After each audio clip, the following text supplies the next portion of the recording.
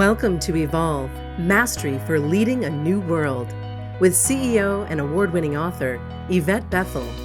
This podcast is dedicated to supporting leaders with a variety of solutions to build trust, inspire authentic change, and improve morale within your organization.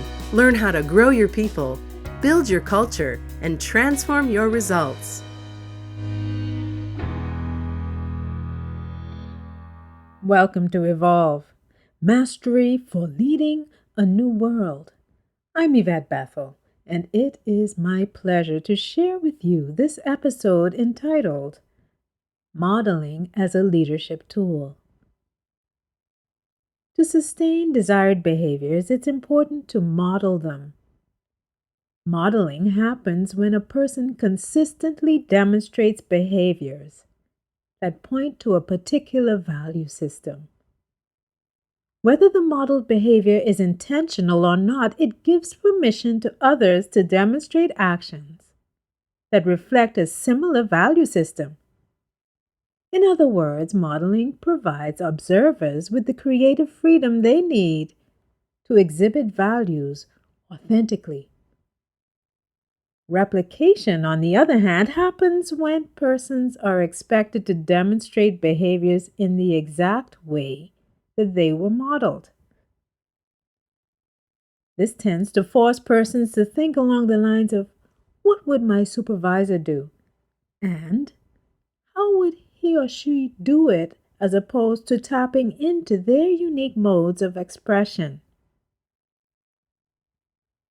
When leaders are unaware of their biases, they tend to select persons for their teams because they seem most like them. They are comfortable with uniformity and sameness because it reduces creative tension. In circumstances like these, leaders may even attempt to train and develop their direct reports in the way they were trained and developed, because they view them as replicas of themselves, not taking each employee's unique personality, learning style, and mix of strengths and weaknesses into account. Positive bias happens when one person is inclined to provide benefits to another in a way that can seem unfair to those who are not receiving the benefit. It's a lens through which leaders knowingly or unconsciously view the world and make decisions.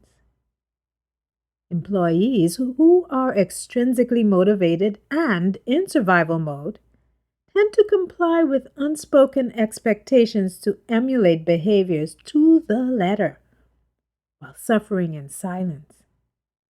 Intrinsically motivated employees refuse to tolerate a situation where they are being pressured into being someone they are not. Along the consulting path, I have encountered persons being developed who are completely different from the person developing them.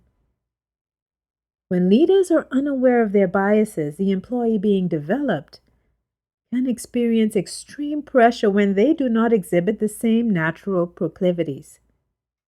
To add insult to injury, these employees witness their leaders demonstrating what they perceive to be favoritism toward persons who are most like them. When employees feel deeply devalued, confidence levels decrease, anxiety levels heighten, errors can happen, and engagement levels will decline.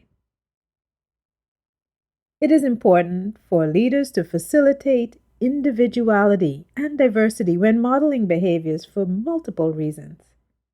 A primary reason for this is because when too many persons on a team think similarly, the team can overlook risks that can derail a project or future survival of the business. This dynamic is better known as groupthink. Another reason why diversity is important is because without it, there is the risk of the business becoming irrelevant within a constantly changing external environment. A third compelling reason is because attempts to replicate yourself can lead to disengaged or worse, actively disengaged employees who have become demotivated or worse, angrily expressive, because they find themselves in a frustrating situation. When leaders decide To model behaviors effectively, the first step is to really get to know each member of your team. I've witnessed new leaders who take this step very seriously. They take time to observe the team, build relationships, review analytics, and give employees opportunities to contribute who were previously marginalized. They focus on employees' talents and help them better align with their talents through new placement or developmental opportunities.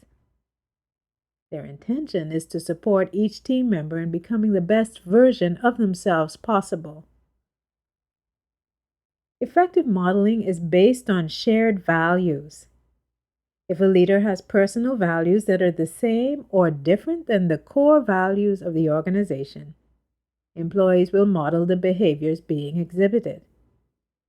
When these behaviors are different than the core values of the organization, the business can experience engagement challenges which can weaken the company, sometimes immediately, other times in the longer term.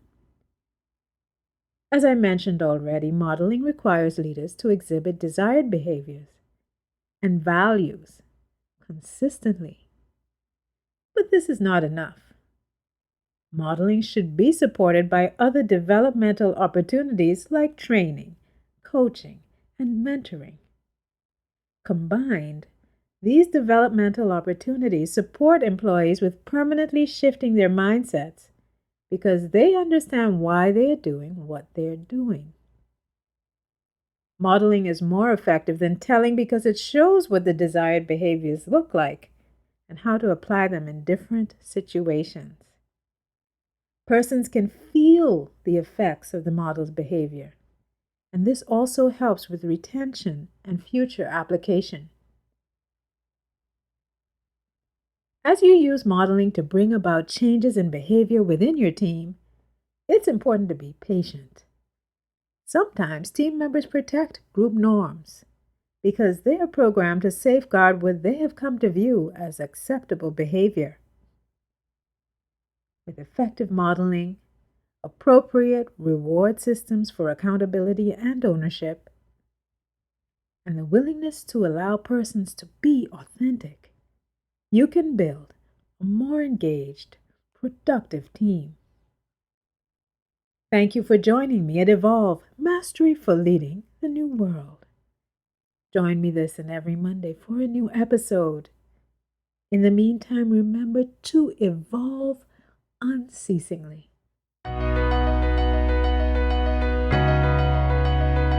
Thanks for listening to Evolve, Mastery for Leading a New World. Visit YvetteBethel.com to learn more about Yvette's leadership programs and to download her free gift, Success Tips for Igniting Your Career.